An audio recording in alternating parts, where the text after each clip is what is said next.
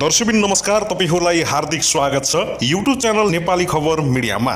यदि हाम्रो च्यानललाई अहिलेसम्म सब्स्क्राइब गर्नु भएको छैन भने सब्स्क्राइब गरी नजिक रहेको बेल आइकन दबाई हामीसँग जोडिनु होला। दर्शकबिन फेरि पनि हामी तपाईहरुमाझ अत्यन्तै महत्त्वपूर्ण खबरका साथ उपस्थित भइसकेका छौं। यो भिडियोलाई अन्तिमसम्म हेर्नु होला अनि कहाँदेखि हेर्दै हुनुहुन्छ, के भन्न चाहनुहुन्छ, आफ्नो मनमा लागेको प्रतिक्रिया पनि छोड्नु होला। दर्शकबिन अब लागौं पहिलो खबरतर्फ। नेकपा एमालेको 10औं राष्ट्रिय महाधिवेशनमा नेकपा माओवादी केन्द्रका अध्यक्ष पुष्पकमल दाहाल प्रचण्ड सहभागी नहुने भएका छन्। भोलि मङ्सिर 10 गतेबाट सुरु हुने एमालेको महाधिवेशनमा अतिथि र वक्ताको रूपमा प्रचण्डलाई बोलाइएको थियो, तर महाधिवेशनमा प्रचण्ड नजाने भएपछि पार्टीको प्रतिनिधि बनाएर माओवादी केन्द्रले विदेश विभाग प्रमुख नारायण काजी श्रेष्ठलाई पठाउने भएको छ। प्रचण्डको सो दिन अन्त्य पूर्व निर्धारित कार्यक्रम भएकाले नजाने भएका हुन्। महाधिवेशन उद्घाटनका दिन प्रचण्डको काभ्रे जाने कार्यक्रम रहेको बताइएको छ।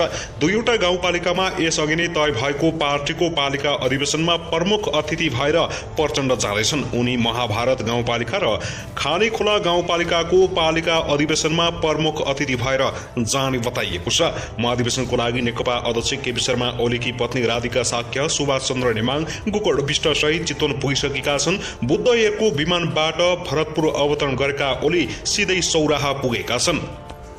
शुक्रबार नारायणी नदी किनारमा उद्घाटन कार्यक्रम हुनेछ भने बन्द सत्र सौराहामा हुनेछ। ओली सौराहामै बस्ने भएका हुन्। एमालेको 10औं महाधिवेशन 10 देखि 12 मङ्सिरमा हुनेछ।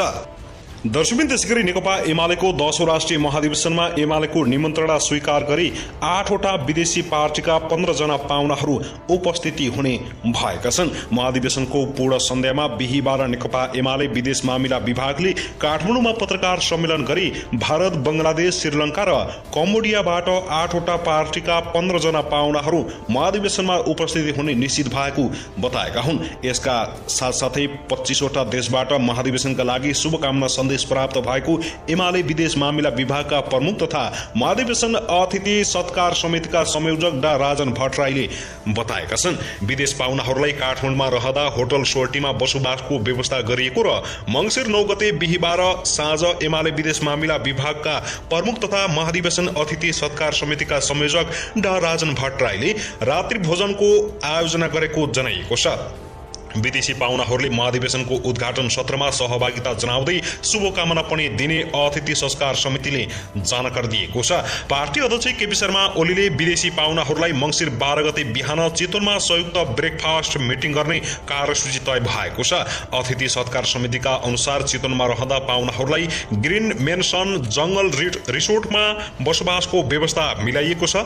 त्यसैगरी स्थानीय पर्यटकीय क्षेत्रको भ्रमण गराउनुका साथै जीप सफारी र थारू संस्कृति प्रदर्शनीको अवलोकन समेत गराउने भएको छ। महाधिवेशनमा संघीय संसदमा प्रतिनिधित्व गर्ने 7वटा राजनीतिक दललाई निमन्त्रणा गरिएको भए पनि हालसम्म प्रधानमन्त्री तथा नेपाली कांग्रेसका सभापति शेरबहादुर देउबा, जनता समाजवादी पार्टीका अध्यक्ष उपेन्द्र यादव, लोकतान्त्रिक समाजवादी पार्टीका अध्यक्ष महन्त ठाकुर, राष्ट्रिय प्रजातन्त्र पार्टी का अध्यक्ष कमल थापा र राष्ट्रिय जनमोर्चाका अध्यक्ष चित्रबहादुर केसीले कार्यक्रममा सहभागी हुने जानकारी गराएको नेकपा एमाले 10औं राष्ट्रिय महाधिवेशन अतिथि सत्कार समितिले जानकारी दिएको हो। त्यस्तै नेकपा एमाले स्थायी कमिटी सदस्य रामबहादुर थापा बादलले पार्टीको 10औं महाधिवेशनले सकेसम्म सहमतिबाटै नेतृत्व चयन गर्ने बताएका छन्। महाधिवेशन मूल व्यवस्थापन समितिका संयोजक समेत रहेका नेता थापाले आज पत्रकारहरूसँग कुरा गर्दै सहमति हुन नसके निर्वाचन प्रक्रियाबाट अघि बढ्ने बताएका हुन्। उनले भने 10औं महाधिवेशनले सहमतिमा नै नेतृत्व चयन गर्छ, यो सम्भव छ। नेता थापाले स्थानीय तहमा सहमतिमा नै नेतृत्व चयन भएको भन्दै केन्द्रमा पनि यसको प्रभाव पर्ने बताएका छन्। आफू कुन पदमा जिम्मेवारी दिने उम्मेदवारी दिने भन्ने विषयमा टुङ्गो नलागेको भन्दै उनले छलफलबाट पदको टुङ्गो लाग्ने बताएका हुन्। उनले भने मेरो उम्मेदवारी केमा छ भन्ने टुङ्गो लागेको छैन, छलफलबाट निष्कर्ष निकाल्छौं। यस्तै नेकपा एमालेका नेता शेरबहादुर तामाङले महाधिवेशनले सर्वसम्मत नेतृत्व छनौट गर्ने बताएका छन् भने आज पत्रकारसँग कुरा गर्दै उनले भने अन्तिम समयसम्म सहमतिको प्रयास हुने र सहमतिमै नेतृत्व चयन हुने बताएका छन्। उनले भने साथीहरूले आन्तरिक तयारी सुरु गर्नु भएको छ, आकांक्षा गर्न पाएछ। फरक प्रसंगमा बोल्दै उनले आफू सचिवको उम्मेदवार रहेको दाबी गरेका छन्। उनले भने म काममा विश्वास राख्छु, कार्यकर्ताले दिएको जिम्मेवारीमा बस्छु, तर अपग्रेड हुन चाहन्न। दर्शमिन त्यसैगरी यता भने सर्वोच्च अदालतको फुलकोट बैठकले मङ्सिर 15 गतिबाट गोलाप्रथा विधिबाट पेशी तोक्ने निर्णय गरेको छ। बिहीबार दिउँसो बसेको पूर्ण बैठकले करिब एक साताको समय राखेर गोलाप्रथा गर्ने मिति तय गरेको हो। बैठकले मङ्सिर 15 गतेसम्म सम्पूर्ण तयारी पूरा गर्ने र त्यसपछि गोलाप्रथा विधिबाट पेशी तोक्ने कार्य थालनी गर्ने निर्णय गरेको हो। सर्वोच्च अदालतका सूचना अधिकारी देवेन्द्र ढकालका अनुसार संशोधित नियमावली अनुसार नै पेशी व्यवस्थापन निर्देशन समितिबाट पेशी तोकिने भएको छ। सर्वोच्च अदालतका सबै न्यायाधीश सहभागी भएर बस्ने पूर्ण बैठक फुलकोटले प्रधान न्यायाधीशको अध्यक्षतामै अन्य 2 जना वरिष्ठतम न्यायाधीश रहने पेशी व्यवस्थापन निर्देशन समितिबाटै पेशी तोक्ने निर्णय गरेको हो। प्रधान न्यायाधीश विरुद्ध आन्दोलनमा उभिएका असन्तुष्ट न्यायाधीशहरूले 3 सातापछि गत बुधबार फुलकोट बैठक राखेर सर्वोच्च अदालत नियमावली संशोधन गरेका थिए।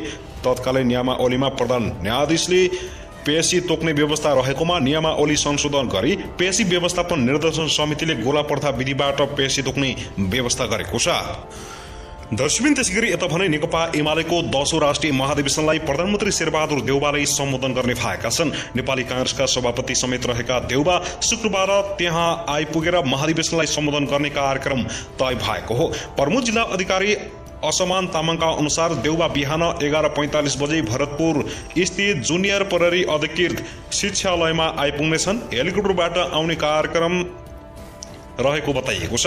नारायणी नदी किनारमा हुने महाधिवेशन उद्घाटन सत्रमा सम्बोधन गरेर दिउँसो 1:15 उनी काठमाडौँ फर्किनेछन्। तामाङका अनुसार जनता समाजवादी पार्टीका अध्यक्ष उपेन्द्र यादव, राष्ट्रिय जनमोर्चाका अध्यक्ष चित्रबहादुर केसी, जनता समाजवादी पार्टी लोकतान्त्रिकका महन्त ठाकुर वा राजेन्द्र महतो कार्यक्रममा आउने जानकारी प्राप्त भएको छ। नेकपा माओवादी केन्द्रका अध्यक्ष पुष्पकमल दाहाल प्रचण्ड भने नआउने भएका छन्। अन्य राजनीतिक दलका नेता समेत आउने कार्यक्रम रहेको छ। महाधिवेशनलाई सम्बोधन गर्न विदेशबाट विभिन्न दलका 15 नेता समेत आउने भएका छन्। एमाले अहिलेसम्मको तयारी र पाउनका विषयमा आज दिउँसो पत्रकार सम्मेलन गरेर जानकारी दिएको हो। महाधिवेशन यही मङ्सिर 10 देखि 12 गतेसम्म हुनेछ। महाधिवेशनको उद्घाटन सत्रमा 5 लाख नेता कार्यकर्ता सहभागी हुने पार्टीले जनाएको छ।